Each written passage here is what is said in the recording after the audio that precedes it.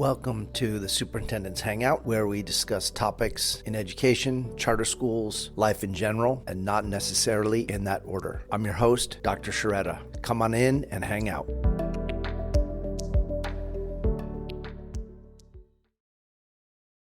This episode is brought to you by E&E Financial Services through a generous donation to the Eric C. Mitchell Scholarship Fund. Are you tired of financial advisors who are more interested in pushing their products than understanding your unique financial needs? Then it's time to talk to E&E Financial Services. Founded by industry veteran Eric Sams, E&E prioritizes educating and empowering clients to make informed financial decisions they can truly understand and feel confident in. E&E believes in guiding you through the process of achieving your financial goals while providing unbiased, independent advice. Whether you need help with financial planning, portfolio management, or estate planning, E&E has got you covered. Let E&E guide your path to financial success. Visit them online at e&efinancial.com or by calling 619-487-9638. This announcement is intended for informational and educational purposes only and does not constitute investment advice. The content of this advertisement does not consider your individual investment objectives, financial situation, or needs. It should not be relied upon as a substitute for professional financial advice. Investment advisory services offered through Access Wealth Management, LLC. Securities offered through Exton Financial, LLC. Member FINRA, SIPC, MSRB. E&E Financial Services, Inc., Exton Financial, LLC, nor Access Wealth Management, LLC are affiliated. In this episode, I sat down for a chat with Ella Fox. I first learned about Ella from a San Diego Union Tribune profile story and learned about her multiple world records on an indoor rowing machine, a Concept 2 rower. And because I was an amateur and not very accomplished rower in an earlier life, it intrigued me, especially when I thought about my Concept 2 rower that sits in my garage and doesn't get that much use. Ella and I chatted not only about rowing and the fascinating world of a truly measurable endeavor, but also what it means to be a small business owner, what it means to be a parent, and probably most applicable to the world of schools, but also life in general, is how to react to setbacks and how to adjust our personal and professional goals when we realize that perhaps the goal that we've been aiming for is maybe not precisely the correct goal after all. How can we pivot to something more applicable and more rewarding? I hope you enjoy this episode as much as I did recording it. Good afternoon, Ella. Welcome to the Superintendent's Hangout. Thank you. It's a real pleasure to be able to sit down and chat with you for a little bit today. And I was wondering if you could start out by telling us about yourself. What's your origin story? Where'd you grow up? And what brings you to the present moment? What do you do today? So I was born in England, and my parents immigrated to the United States when I was 2 years old. And they had 3 young children. I have 2 older brothers. And when they came to this country, they had almost no money, and they started a business together. So they both worked very long hours, and most of my childhood, I remember them being at work. And I was taught the importance of hard work at a very, very young age. Originally, we moved to Houston, Texas, and then after about a year and a half, we relocated to San Diego, and I've been in San Diego ever since. Growing up, my father always told me you have to try to be number one at everything you do. It doesn't matter if it's business, school, sports.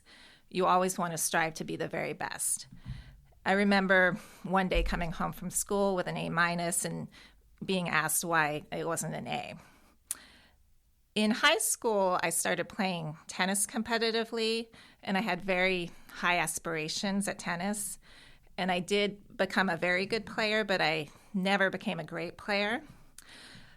But I would practice for hours at a time, and I think my journey in tennis is what really created my work ethic as an adult.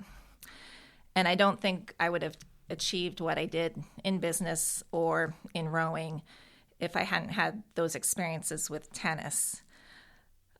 A lot of people think of tennis as a country club sport, but it's actually a really difficult sport because it's one where you're one-on-one against the opponent. There's no time limit, so you never get rescued by the clock. And almost every weekend you're losing because the tournaments are all single elimination. So if you don't win the whole tournament, you end the weekend on a loss. So everybody loses except for one. Yes. And the loss is the last thing you remember. So there were many times that I would, go home crying after losing, and those times is what made me tough and what really cemented my work ethic today. After high school, I got injured. I had the classic tennis elbow injury, and I stopped playing tennis. And in college, I went to UCSD and studied economics, and that's where I met my husband. After college, I started working full-time in our family business, which is an insurance agency, American Retirement Insurance Services. In our company, we specialize in Medicare supplements, which is insurance for seniors. And that was very tough for me initially because I was in sales, and I have a kind of a quieter personality. So I'm not the typical, salesperson. So I had to work really, really hard. And I became successful by becoming an expert in the product and giving great service. But it took me years to get to that level. And then about 7 or 8 years ago, my parents retired and I took over the business. And the business has really, really grown since then. Is that so? The supplemental and I know it's Plan something, right? So you have your regular Medicare. I remember my dad having the regular Medicare plus Plan D or something. It's like or E. It's an extra something else, right? Yes. So there's different plans, but for people who have original Medicare is what's called their primary insurance. Okay. As a really general rule, Medicare pays 80% on a claim. So many people purchase a private plan to pick up the remaining 20%. And so our company, we sell those plans, and we represent many different insurance companies. So how did you overcome your shy? Well, maybe you didn't say shy, but maybe being a little bit more reserved. Did you just have to overcome that, or did you just by showing that you were an expert in your field that kind of attracted clients? I'm interested in that. So I think it was eventually by becoming an expert in my field. The other day, my brother was in the office and he heard me talking, and he's like, you don't really sound like you're doing sales. Do you usually talk like that? And that's how I talk. And I think in the long run, it's benefited me because I don't ever put pressure on anybody. I'm very relaxed, and I just, answer people's questions. So I think it has, in the long run, been a benefit to the sales. But initially, when I was first getting started, it was very difficult. It's probably the authenticity is something that makes people relax and listen to what you're saying rather than be with their guard up a little bit, wondering when the salesperson is going to hook me into something I can't get out of. Yes, exactly. And we do get a lot of referrals, and because I think people feel so comfortable with us and knowing that we're not high pressure. So it's interesting. Since the start of the year, I've had a whole episode devoted to insurance of all things, and then another episode devoted to open ocean rowing with a young man, Zachary Tong, from England. So I'm seeing some synergy between between the various guests here. That's interesting. Okay, so San Diego, Southern California native, tennis, family business, and then rowing. And so for the listeners, I learned about Ella through a San Diego Union Tribune article profile of her remarkable feats and accomplishments in indoor rowing, world record-setting attempts or accomplishments, rather. And so she was gracious enough to come on. So, Ella, how do you get from tennis, insurance, to indoor rowing? And for the purposes of listeners who might not understand really what indoor rowing entails, if you could kind of talk to us about that too. Yes, so indoor rowing is rowing on a machine, usually what's called a concept 2. They are the main manufacturers of indoor rowing machines. And these machines were originally created to help water rowers train during the winter or when they did not have access to the water. And with indoor rowing, it's really grew a lot during COVID because it was something people could do at home if you had an indoor rower machine. I started originally I started doing CrossFit in late 2016 when I was 39 years old. I hadn't been exercising very much and I wanted to get fit. And I did it for through 2019. By 2019 I was in very good shape, but then COVID hit and the gym closed, and like many other people, I lost a lot of my fitness that year. In 2021, the gym reopened, and one day I was at the gym with my friend, Joelle, and she and I were just messing around on the indoor rowing machine doing some sprints. And she looked up our times on the Concept 2 rankings because they have annual rankings of all the different distances. And she said, "Oh, wow, our times are actually pretty good." And that really piqued my interest because I'm competitive. And at the same time, I had decided, I had just started working with a personal trainer, Mark's son, who owns the gym I go to, CrossFit Son. So I told him I want to do indoor rowing because I knew I could really improve from that point. So I'm not actually suited to CrossFit because CrossFit competitions, the best people are about 5'6". So I knew I could never be a great CrossFitter. So I wanted to do something that I could be great at. And because I'm 6'1", which is in the top 99.9% of height for females, I knew I had a big advantage. And so that's why I wanted to pursue indoor rowing. So you had been rowing as part of the CrossFit workout, right? Because Yes. that's part of the CrossFit routines, right? Yes. So once or twice a week in CrossFit, part of the workout will have some rowing, various distances. So I had done some rowing previously, but it was more just a part of the workout. It was never anything I had focused specifically on.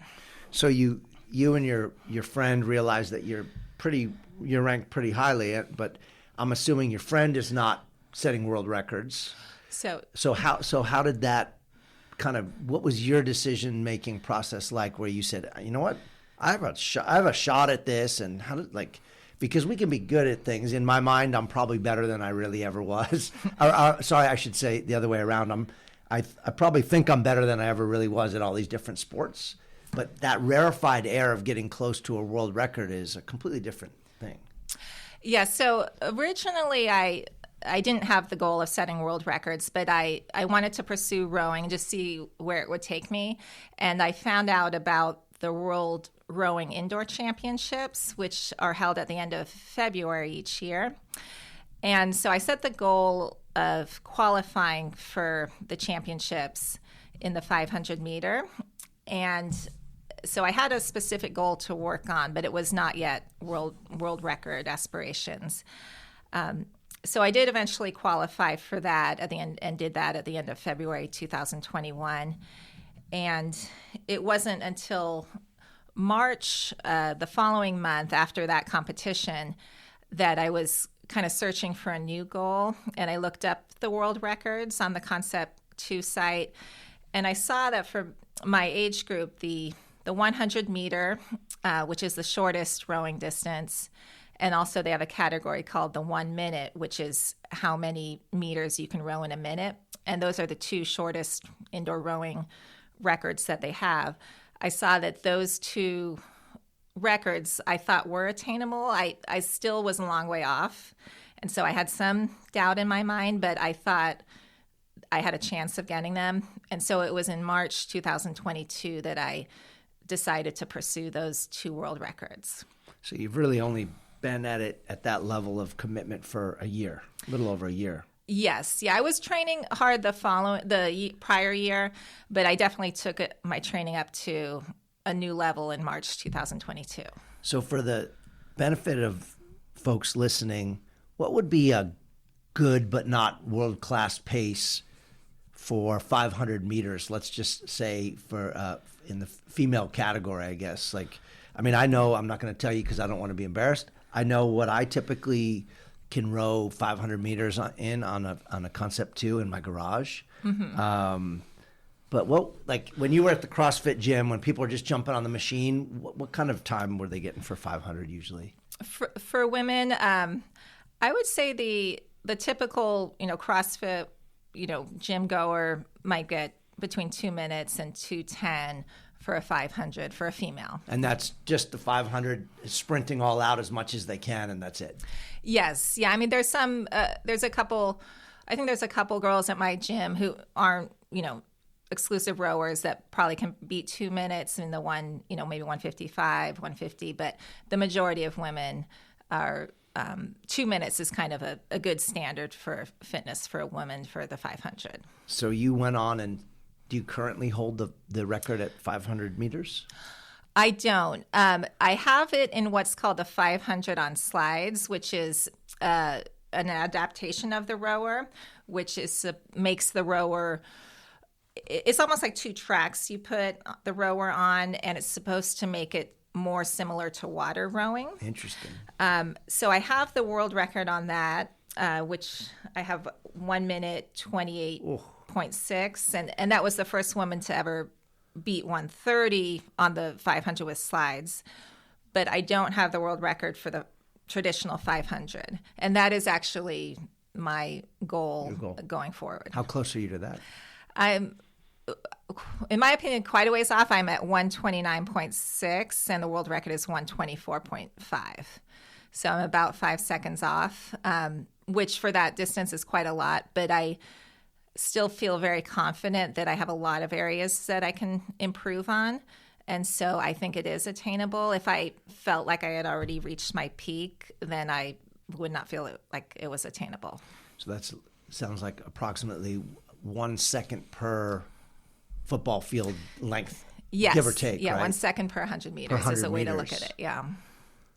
Wow, it's fascinating because so many of us live in worlds that aren't easy to quantify.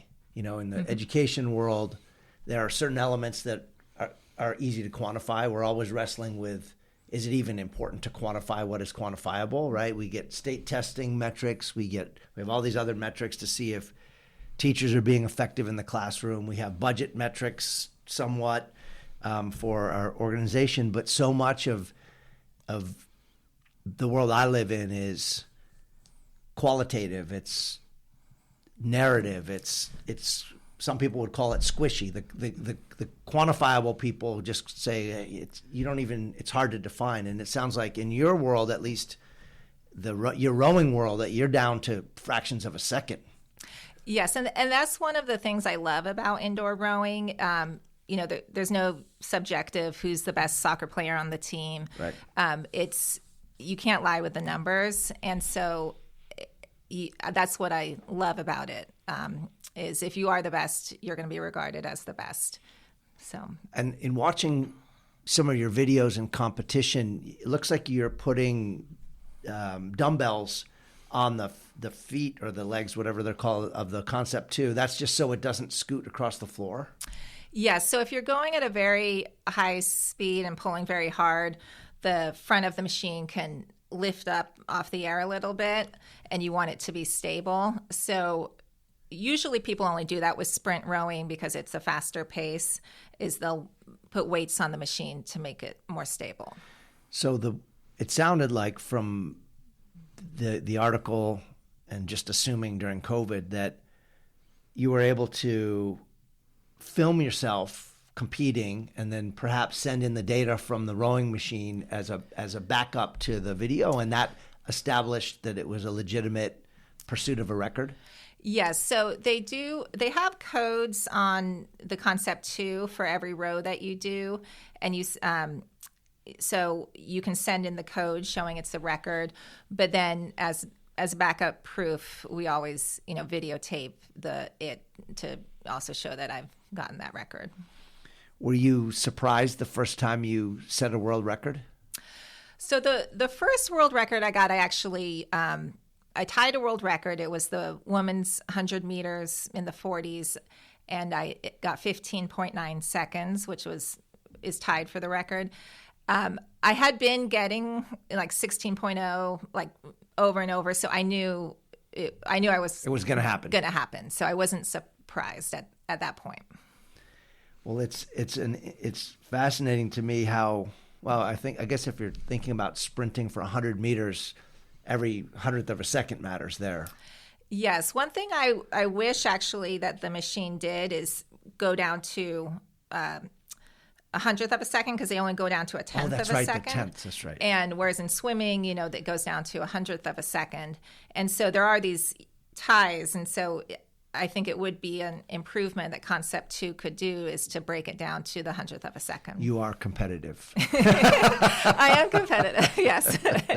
So anyone from Concept 2, if you happen to be listening, you need to go back to your R&D department. So that's interesting. So what does your training regimen look like now? Things like routines, how many times a day, diet, sleep.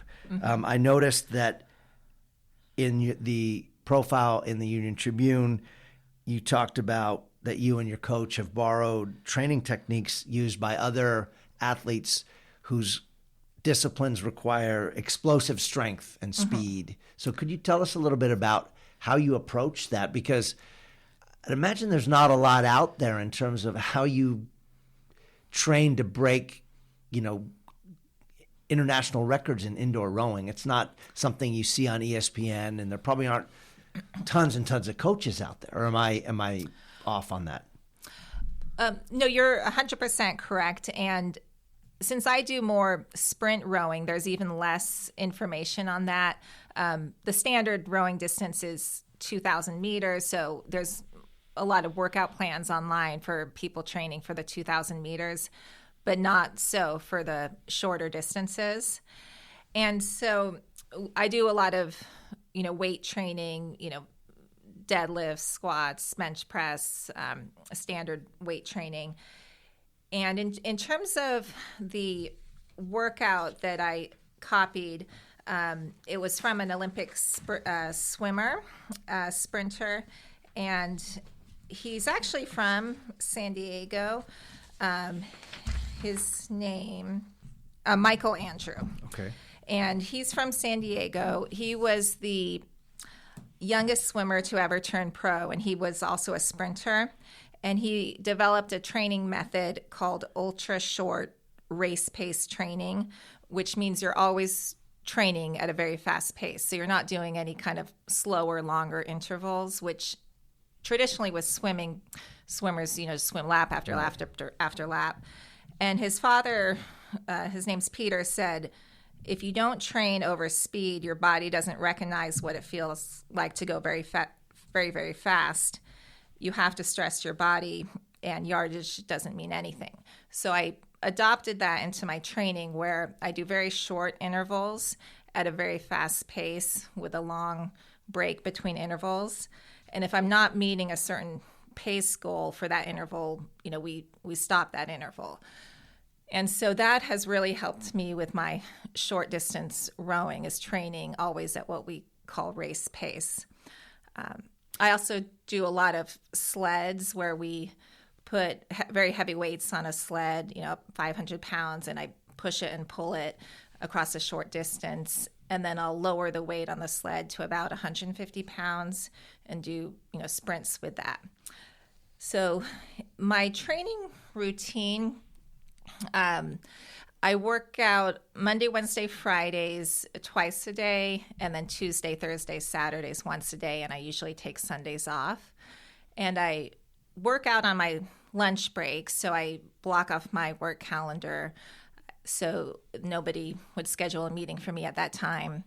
And then I make up for those work hours either by working, answering emails early in the morning or late in the evening. And then if I'm really behind, I'll work some on the weekends, depending on my schedule. So it sounds like due to the intensity, and you're really trying to simulate what it feels like mentally and physically to be in competition, you're not having to prepare yourself for the mental grind of rowing for 2 hours at a time or something like that, right? Yes, and I don't know if I could do that. Yeah. I mean, I'm sure I could if I had to, but that's not something that appeals to me. Right. So it's a different type of rowing. It's Right. a much shorter, intense rowing. And I think there's a lot of misunderstanding about what muscle groups go into rowing.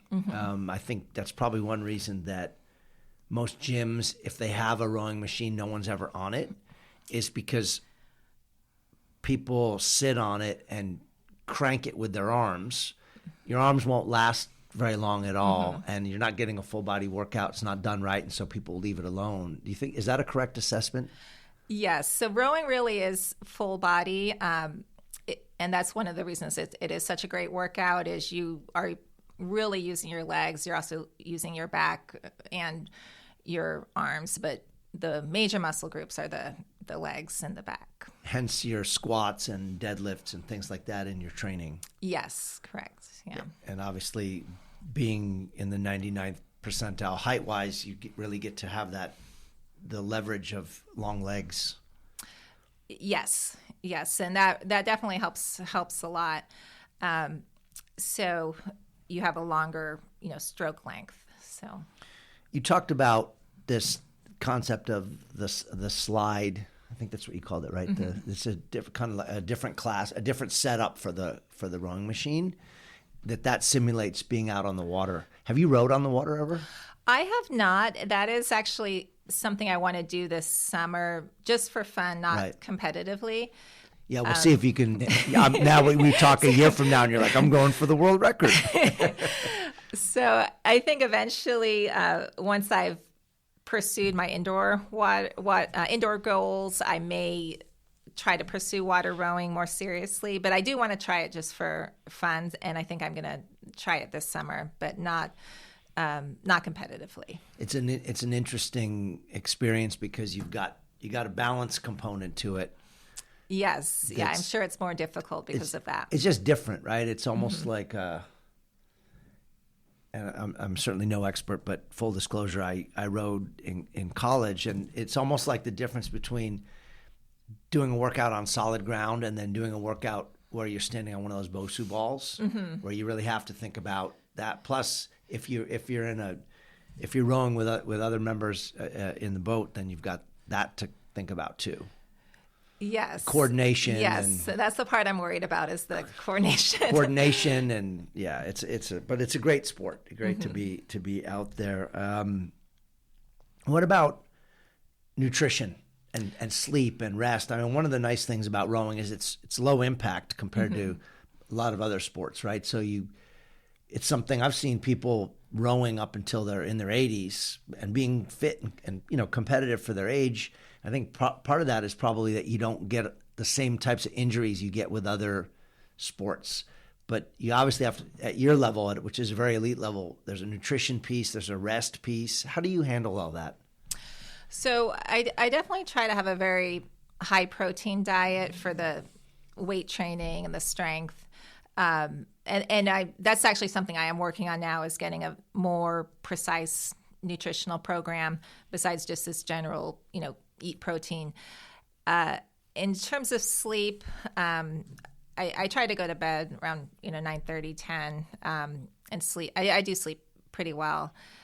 If I don't sleep, you can definitely notice it the next day in the gym. I think that so sleep is extremely important.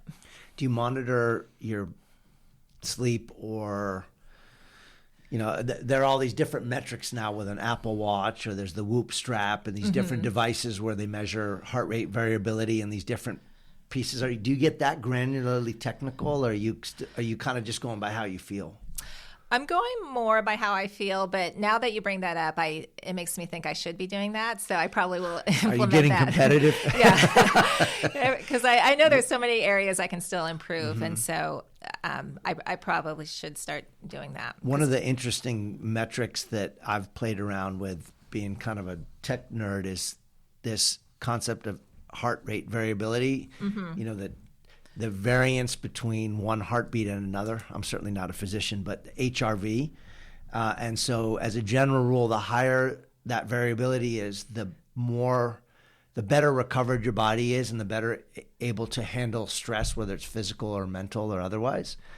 And so, I mean, Whoop Strap is a really cool product, but it doesn't replace a watch because there's no screen on it. Mm-hmm. Obviously, an Apple Watch, they also have that metric in there. But it's interesting because you'll see when you've trained hard, your HRV will drop. But then if you're recovering well and you're sleeping and eating correctly and some people meditation or whatever that happens, then it'll go back up.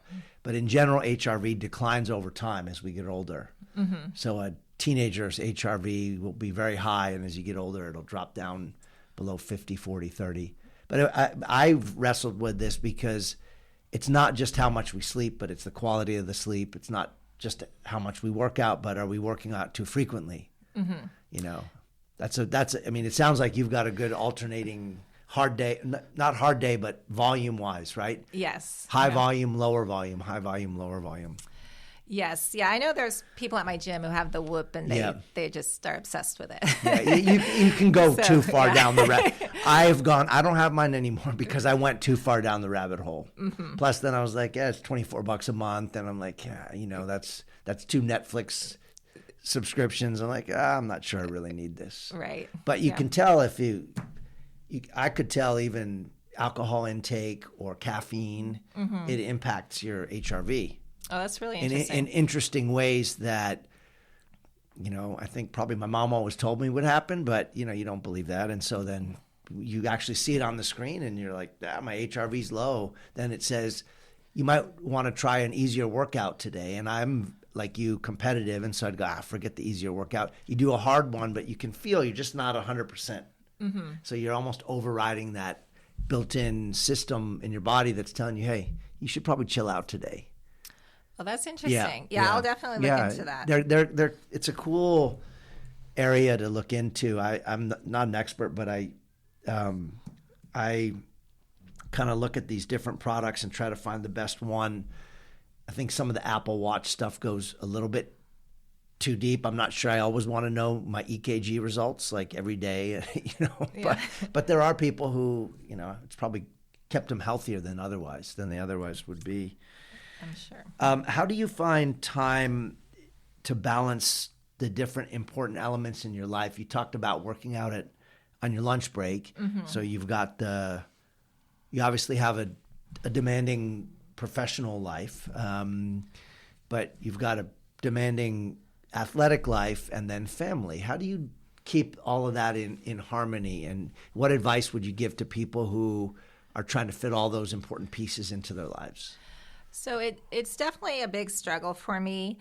I know most competitive athletes do work out at 5 a.m. in order to get the workout in before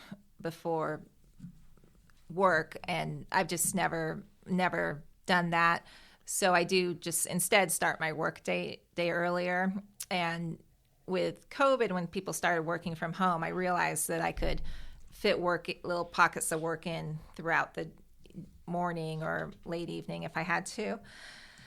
And my kids are all doing competitive sports, and we have a lot of help driving them to practices and things. So a lot of times they're not home in the evenings. So when I'm at the gym, they're not home, so I don't feel bad about being there. So I think my dog is the one that misses me when I'm out, I think, because they're usually so busy.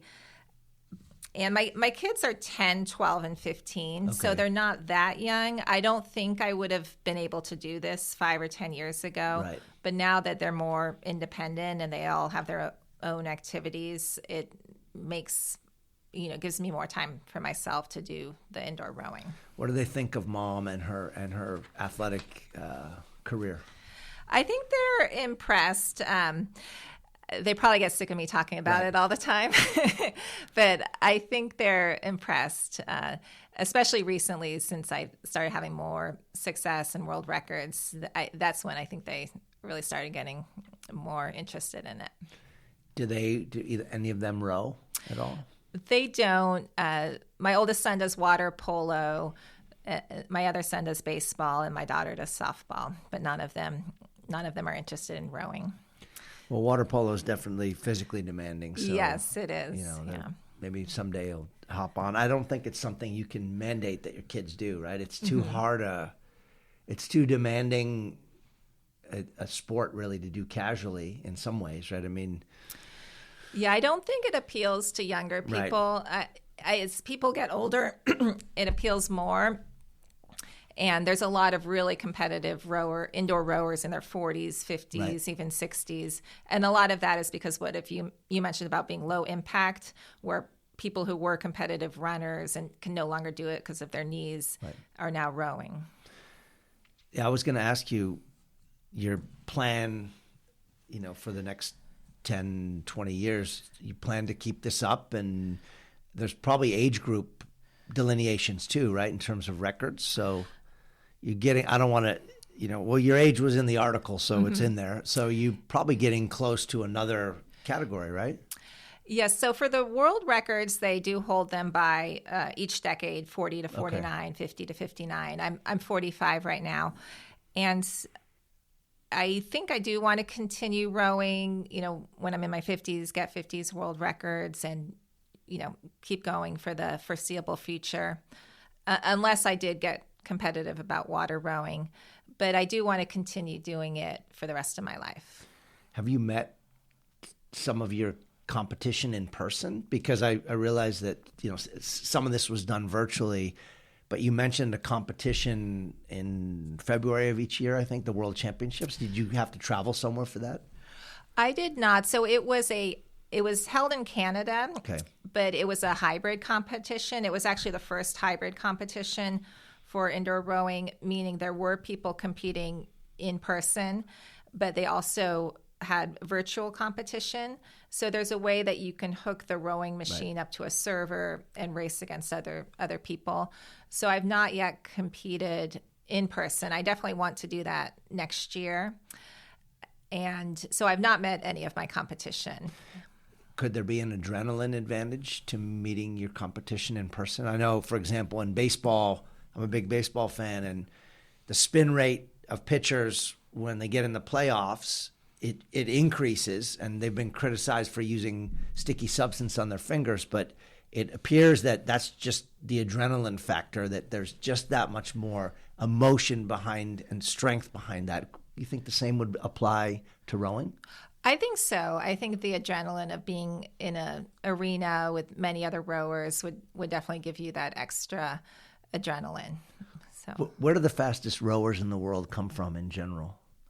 A lot of them are from Europe. The woman who's considered the greatest indoor rower of all time is from the Ukraine, but it is becoming a lot more popular in the United States as well. So the United States and Europe.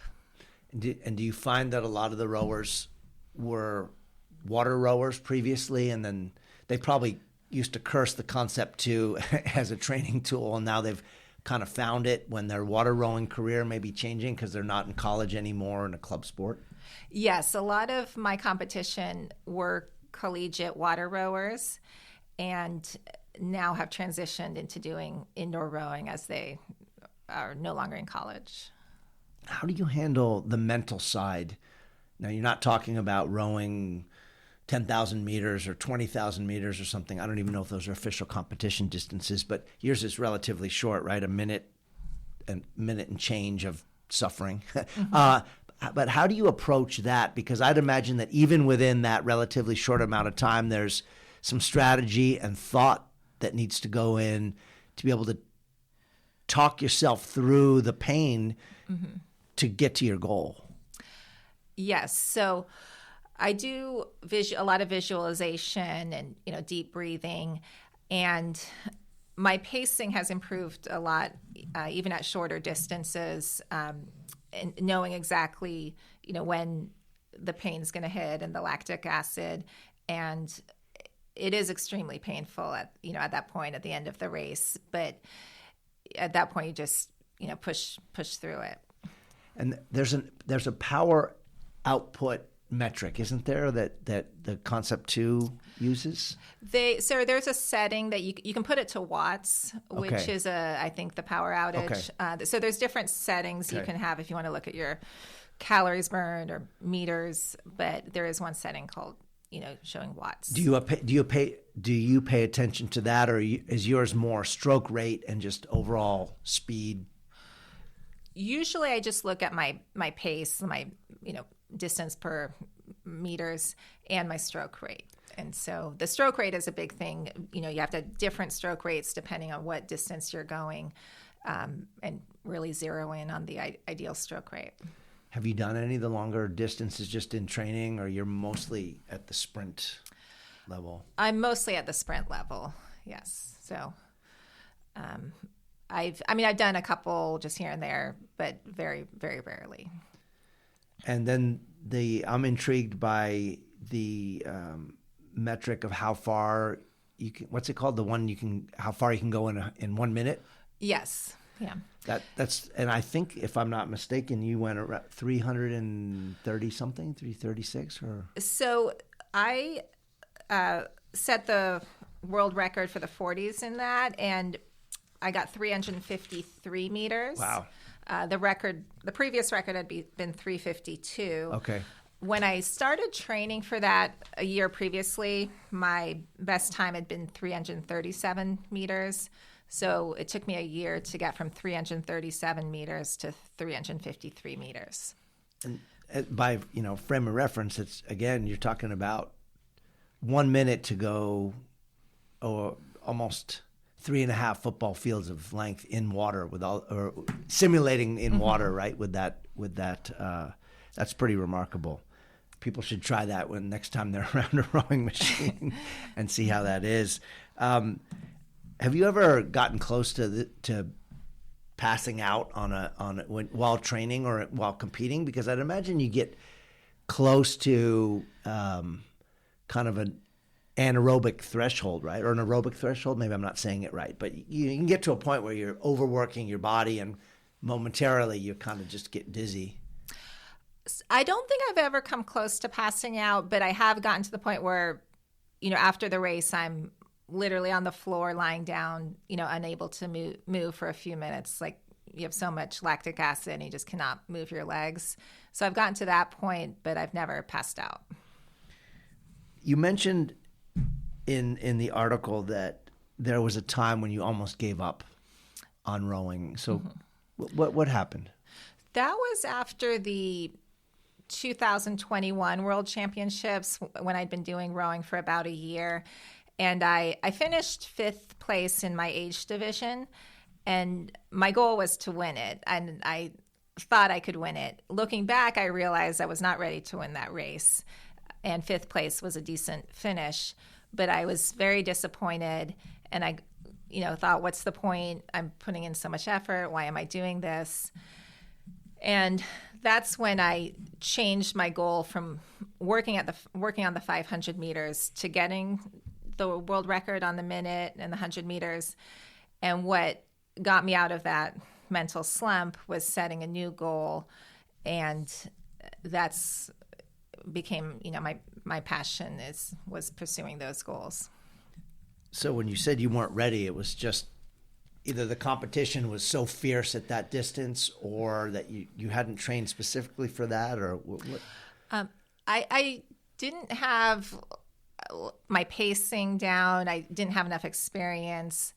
I didn't have enough training. I'd only been doing it less than a year, and these women had been doing it for years and years and were really good.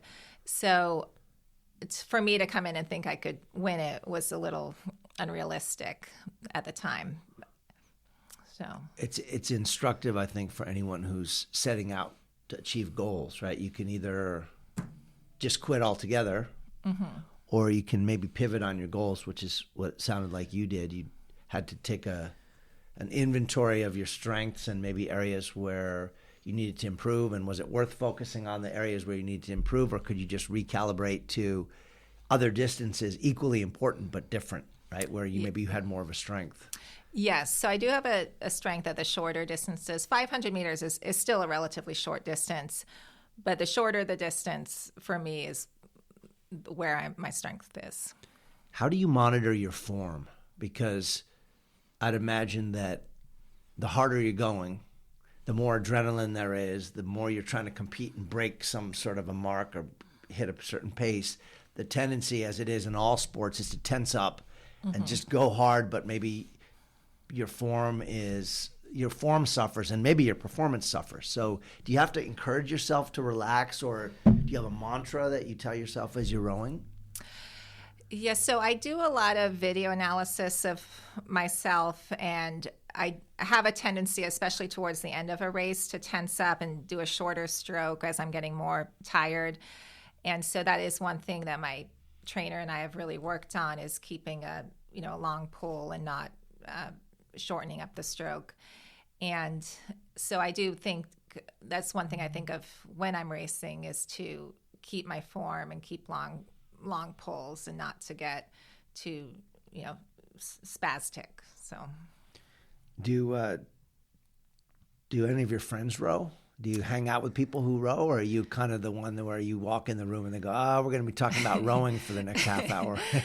None of my friends row. My husband rows a little bit just at home for fun, or for exercise, but not competitively. But none of my friends row. It's a really amazing form of exercise. I mean, whether someone's fast at it or not, I think it can really transform someone's level of fitness fairly quickly in a way where you don't get injured. I went through a period of time where I tried to see if I could row. What did I turn? Let's see if I get this right. 50,000 meters a week, so 5 10Ks a week. Oh, wow. But at no particular pace. And I could do it cumulatively in the day. Cumulatively in the week. So I would try to do 10,000 times 5 during the week, but sometimes I would fall short. Or Monday Night Football, I could go 15, thousand meters, 15K, and not world record pace or anywhere near it, but it really changes your level of fitness. Yes, I think it's one of the best exercises along with swimming, and especially for older people because of the not very much risk of injury. And it's aerobic, it works all your muscles. So it is definitely one of the best exercises. So you just put your feet in the straps, or do you tape them or anything? I just put them in the straps, and put the strap fairly tightly around my foot. Do they have rules around that you can't do extra enhancements or anything? Maybe that's for longer distance where someone would want to kind of tape their feet. Or I even saw a thing where, if you row a 15K, the hardest thing is that your rear end starts to hurt. Yes, I can imagine. You have to put bubble wrap or something there. I haven't heard of any regulations to do with the straps. There might be, but I don't know of them. So it sounds like the gear is pretty minimal, right? You just sneakers and... Yes, so you just need the rowing machine and shoes. That's and it. Gloves? I don't wear gloves. You don't wear gloves? Yeah. You're not really going to get blisters in such a short amount of time there, right? Right. So this is all very fascinating to think about, and for some of the listeners, it may be an area that they haven't even considered, even thinking about rowing machines. Most of the time people go to the gym and there's 20 stair climbers and some treadmills and one rowing machine or two, and they're usually broken. But I believe that in the power of role models and expanding people's horizons. So who are your role models, and where do you derive inspiration from other than just the desire to compete? Are there people you look up to? Are there, authors you use for inspiration, podcasts? Where do you find your inspiration? So I definitely am inspired by my trainer, Mark's son. He just really motivates me every time I'm in the gym. And, there's so many times I don't want to go there. And as soon as I'm there, he gets me ready to work out. And my dad is also a role model for me because he always has stressed the importance of hard work. He's also probably my biggest fan, and he's really proud of me. So he's a role model. He's always been a role model to me throughout my life. Does he row? No, definitely not. He likes to watch you row. Right. He likes to watch you row and tell everybody about it. When you compete in these world championships, is it live streamed or is it TV coverage, or how does that work? So it is live streamed. I think it was on like ESPN live stream last year, and they have commentators, and so we have all the videos. So they don't have it on cable TV, but it is live streamed online. Yeah, in going on YouTube, I know they had a leaderboard, and you could see all the different movements, and it was impressive to me how close the women are to each other in competition wise. I mean, you're only talking about the difference of half a second sometimes or less in winning or being last place. Like, there's not a big margin, so the competition must be pretty fierce. It is really, really fierce, and there's so many good women out there. So, yeah, it's a very fierce competition. Have there ever been questions about the authenticity of people rowing remotely? Like, I mean, you'd imagine, just because people are always trying to find hacks and in easy ways around. Obviously, you're not, but in all sports, there's going to be some element who are trying to find a hack, whether they take the subway in the Boston Marathon and come up near the end.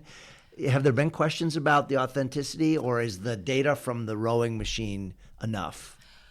They do require it to be videoed as well. So if there is any questions, they will look at the video, and they take it from the rowing machine. So I've never heard of any people doubting the authenticity of a result.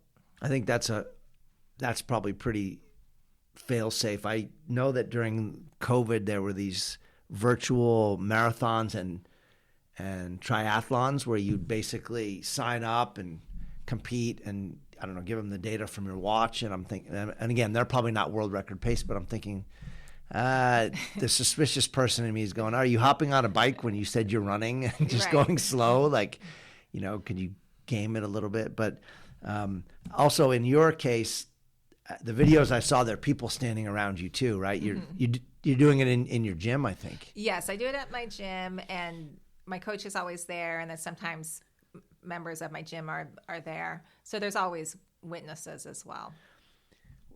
What advice would you give to young people in terms of goals in their lives? I mean, you've talked about adjusting goals. You've talked about being resilient. You've talked about being competitive.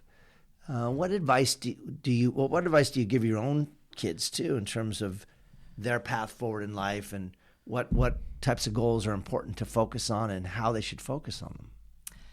So the advice I would give is to always force yourself to be out of your comfort zone and never say no to a challenge or an opportunity because you're afraid. The first time I went to CrossFit, I was very nervous, and because it's kind of like I'm not going to call it a cult, but it's its own culture. Yes, and you feel like everyone there is in good shape, and you're not. And then I went there and forced myself to do something I wasn't comfortable, right. And now it's become one of the best parts of my life.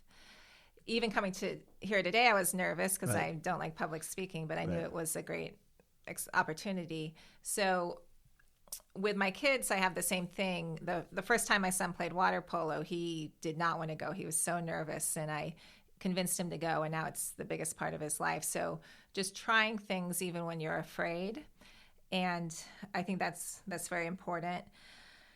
And in terms of goal setting, I think you really need to set a specific goal, hopefully one that's measurable.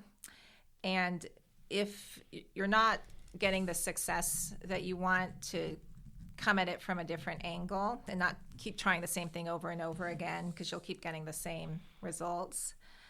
And to really be focused on one thing. One of my favorite quotes is from the businessman Peter Drucker, who says, anybody who has more than 5 goals doesn't have any goals. Because if you are trying to do all these different things, you can't focus on any one thing. And that's what's really helped me is having a very laser-like focus on specific goals. It's almost like the people who say they have 5 priorities, and the very word, I think it's Latin, I'm going to mess this up, but priori, I think, means first. You can't have 5 things that come first. Otherwise, as you say, you have nothing that comes first. Correct. Yes. So that's really helped me. And same like people who set 20 New Year's resolutions, and so you have to really. That's how gyms survive. Right. They enroll a bunch of people in January, and then they never have to see them again after February. So just really focusing on a specific thing and measuring it and keeping focused on it. That's great advice, especially in the world that I live and work in education. We talk about this concept of SMART goals for our staff, specific, measurable, achievable, relevant, and time bound. And I'm going to reflect on the fact that fewer goals rather than more. We're now in performance evaluation time of the year, right, as the school year is winding down, and I have to reflect on how many of the folks who report directly to me have 3 and 4 and 5 goals because they're overachievers and they're committed and they want to change so many things. But might we be just setting them up to dilute the effectiveness of all 5 of those goals? Right. Yes. So I think 2 or 3, but once you get over 3, I think is very difficult. So your next goal in rowing is? So my next goal is the world record for the 500 meter without slides. So I have the world record on slides, and that's the one that's 1 minute 24 seconds 0.5. I think it will take me quite a long time to achieve that, but I think it's possible because I know I have so many areas that I can improve, and that's what is going to keep me motivated. And you're, in baseball term or in traditional sports terms, you're kind of a rookie, right, compared to some of the veterans. Yes. So some of the women have been, rowing for years, right, and their times are really the same year after year, but they're great, but it's harder at that level to improve. Whereas because I am so new to the sport, I still feel that I have a long way to go. You're on the upswing still. Yes. Yeah, and I'd imagine at a certain point, how do you push through the feeling of plateauing? Because I know that's something that all competitive, whether you're an athlete or you're in a job or you sell insurance and you're trying to hit a metric every year or whatever the way you measure your success, we all hit plateaus. Whether we're trying to lose weight, we hit plateaus. How do you work through that? So I try to look at other aspects. So if my rowing time is staying the same, but another aspect of my fitness, like my deadlift or my sleds is improving, I know that there is something improving and eventually it's going to show up in my rowing. So I try to look at different measurements to motivate me when I am in a plateau and my times are not getting better. That's interesting. It's kind of a growth mindset, really, right? You're trying to find something positive when what you were shining the light on previously may not be positive in the short term. You're looking somewhere else to go, but this is still working. This is actually getting better. So now when I come back to where I was previously looking, I can come back with renewed focus and energy.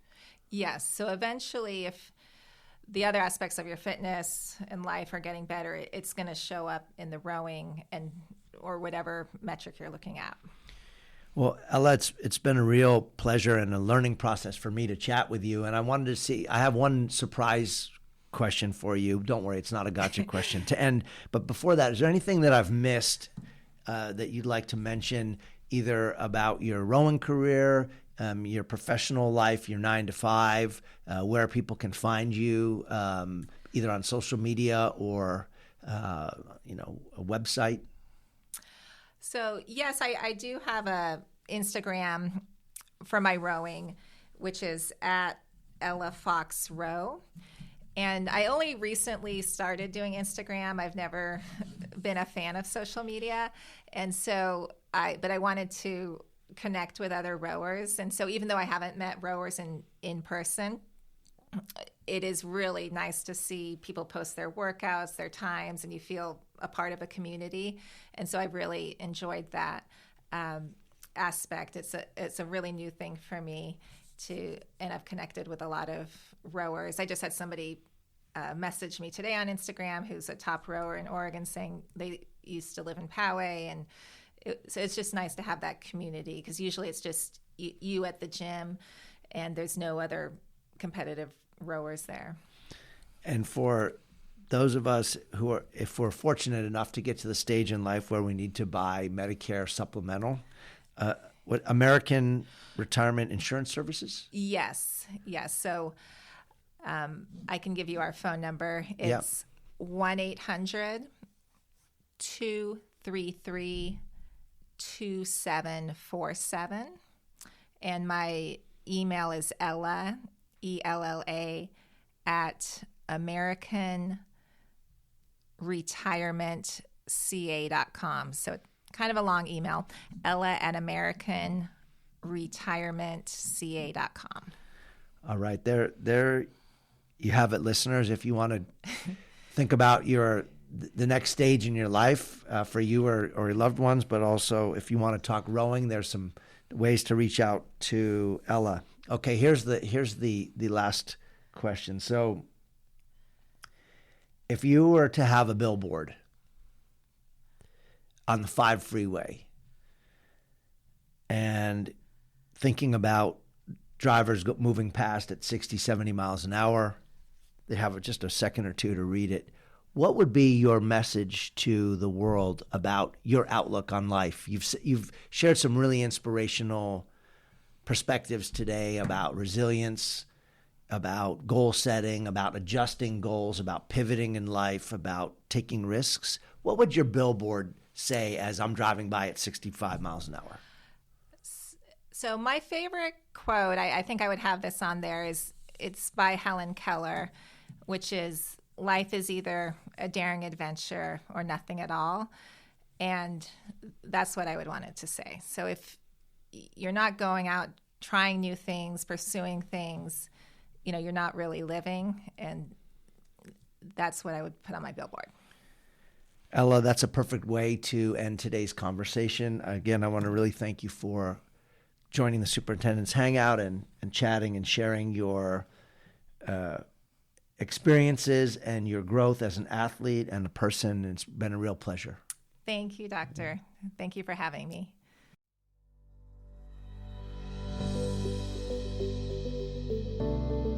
Thank you for listening to the Superintendent's Hangout. You can follow me on Twitter at DVS1970. Please be sure to share this show with friends and family on social media and in the real world. Thank you to Brad Bacayal for editing and production assistance, and to Tina Royster for scheduling and logistics. Thanks for hanging out, and have a great day.